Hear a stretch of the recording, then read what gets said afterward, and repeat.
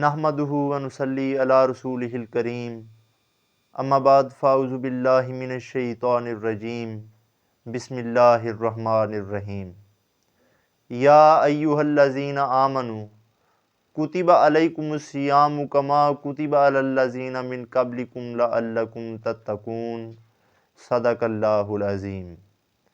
میری طرف سے تمام سامعین کو السلام علیکم ورحمۃ اللہ وبرکاتہ۔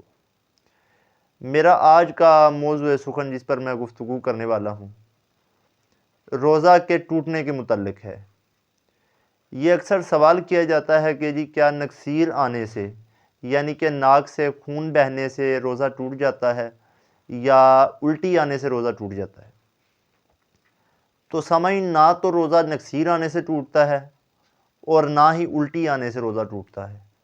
ہاں، اگر آپ کا دل جو ہے وہ گھبرا رہا ہے یا کوئی آپ کے معدے میں پرابلم ہے، کوئی اپ سیٹنگ ہے، آپ بھاری بھاری محسوس کر رہے ہیں یا آپ کی کیفیت یا طبیعت آپ کی کچھ بہتر نہیں ہے، تو آپ سمجھتے ہیں کہ میں گلے میں انگلی لگانے سے یا کسی اور طریقہ سے اگر مجھے الٹی آ جائے تو اس سے میری حالت جو ہے وہ قدر بہتر ہو جائے گی۔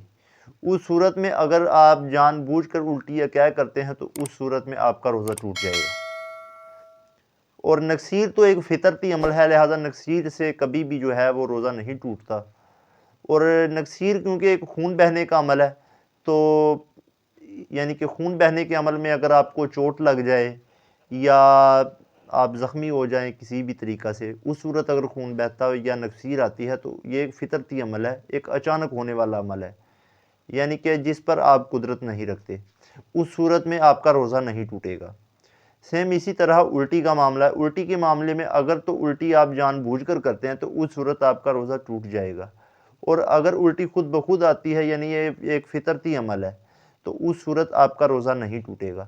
اس پر ترمذی شریف کی 87 نمبر حدیث ہے، صحیح سٹیٹس ہے اس حدیث مبارکہ کا، 87 نمبر حدیث ترمذی شریف کی، جس کی یعنی کہ روح سے جو ہے وہ الٹی آنے سے یا نکسیر آنے سے روزہ نہیں ٹوٹتا۔